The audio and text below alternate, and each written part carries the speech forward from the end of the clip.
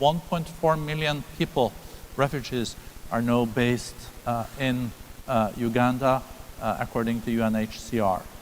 Mr. President, based on your experience and what you have seen, how can we in the future better avoid conflicts like we have seen in South Sudan, between Ethiopia, Eritrea, the unfolding and of the situation in Somalia, but also difficulties in DRC and etc. What can we do to make sure that this doesn't happen again in the future? What can be done is to understand the causes of these conflicts. With war, generally, there are what we call just wars and unjust wars. Between 1952 and 1994, you could characterize some of the wars in Africa as just wars, because at that time, Africans were fighting for independence, and in some cases, they were fighting for democracy. In 1952, were the Mau Mau in Kenya against British colonialism. Then you had the wars in Southern Africa against the Portuguese colonialists, against Ian Smith, here in South Africa against the minority regime. So those were just wars. There was no way anybody could do anything about them, because the Africans were dealing with situations which were not solvable by peaceful methods. So those were just wars. But the wars which we are dealing with now are really unjust wars.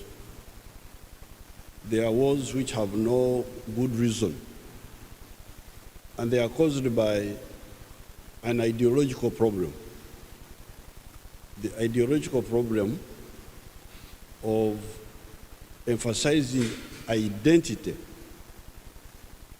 at the expense of interests. Identity, either tribe or clan, like in Somalia, or religion, like in some of the places. So that's an ideological mistake, to emphasize a pseudo ideology.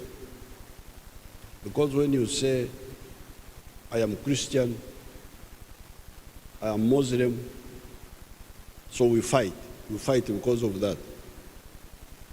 Or like in the Middle East, Shia, Sunni, or like in some of the areas, tribes or race. These are false polarizations. They are polarizations based on wrong reasons. Because what does a modern person want? A modern person needs prosperity. You need to answer the question, where does prosperity come from? Does it come from belonging to the same religion? Does it come from belonging to the same tribe? Or does it come from selling my good or my service, and I get income, and I look after my family? So if you say that prosperity comes from production and exchange of goods and services, then who can buy my products? Most of the time you will find that the one who can buy your products is actually not a member of your tribe, because most of the time the tribes are producing similar products. So the one who can buy my product most likely is somebody from the other group, different from mine. So when you emphasize identity at the expense of interests, you are an enemy of society, you are an enemy of progress. When you talk about these wars, I don't normally, people here talking about the ideological part. They just talk about war, as if they must be condemned because they are ideologically bankrupt. If it's not a just war, then it is a criminal war. It cannot be anything else. Now, but however, also you must avoid pessimism. In 1970, Africa was either in war or in potential war. The whole of Southern Africa was in war. The war in Mozambique, the war in Angola, the war in Namibia, the war against Ian Smith, the war in Biafra, Nigeria. But as you can see, now the whole of Southern Africa is peaceful.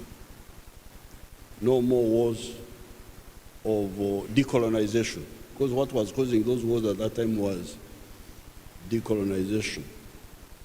So now where we're having wars are in the other belts where the problem is ideology. Bankrupt ideology. Now finally, on the issue of, you asked the question about the Taliban and all that. These groups must be engaged ideologically, not just unprincipled negotiations because you have fought, you have failed to defeat them. Why did you start the war in the first place? What were you fighting for? It must be ideologically sorted out. What are the interests of society? The positive interests. And what do you represent? So that we do a serious ideological audit and we are able to have principled peace, not just patching up because you have failed to impose your will. Why did the war start in the first place? What were you fighting for? Uganda had a lot of problems because of some groups emphasizing identity. We had a problem of Catholics versus Protestants. We had a problem of Christians versus Muslims. We had a problem of the tribes. It was not until we came in the 1960s with the student movement which rejected this polarization. And we said, no, what are the interests of all these people?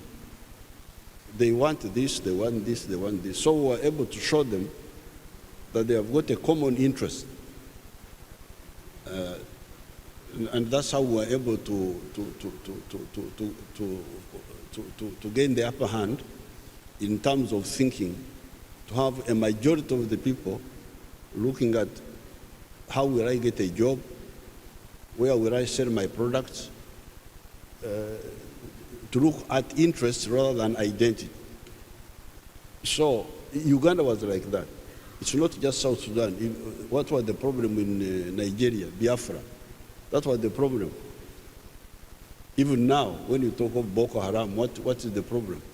Sudan, the problem was identity. First of all, race. People who say they are Arabs and others Africans. Then Muslim, Christian, now tribes, because identity goes on descending. You go from race, you go to religion, you go to tribe, you go to clan. If you say identity, there is no end. In the end, you end up with families. So that's why we must challenge the defective ideology of emphasizing identity. That must be challenged and banished, because that's where the problem is coming from. It's not just South Sudan. It is in many places. If you don't challenge it, it will be a problem. Thank you. President Museveni, you will have the honor to close the panel. Well, as business, the business can play a very crucial role in changing the polarization in society from being vertical, because that's what it is now.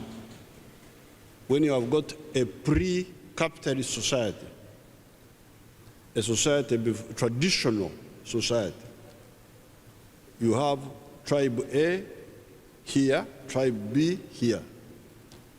The cleavage is vertical. When you have business, when there is social transformation, society changes. You have got a big middle class. Then the structure of society changes. You have employers and employees. Now, issues become different. The arguments are no longer my tribe, your tribe. The arguments are now, I want more salary, I want less working days. So the polarization now becomes horizontal.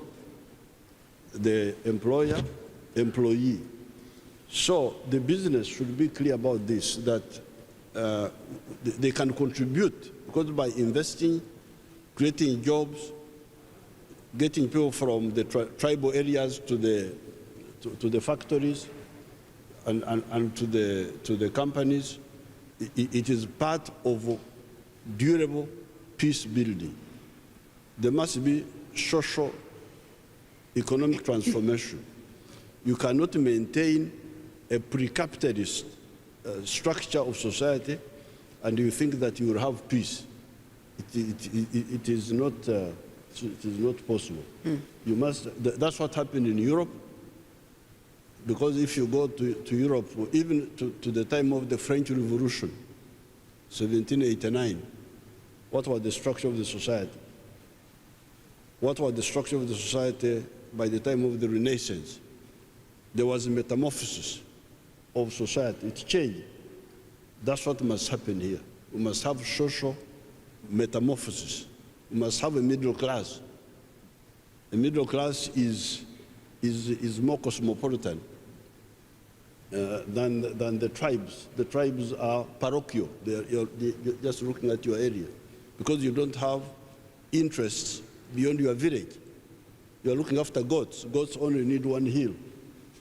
But if I'm producing motorcycles, then I need the whole of East Africa to sell my motorcycles. So business can be the transformative engine of changing, of peace, actually.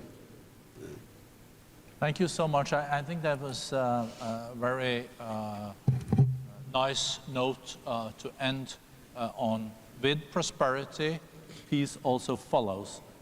When people strive for an income, education for their children, they will also be more horizontal in their thinking and not vertical in their thinking.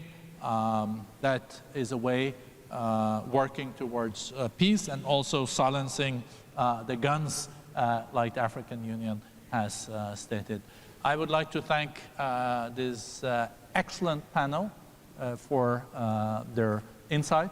I learned a lot, and I think also the participants feel the same. Thank you so much. Thank you.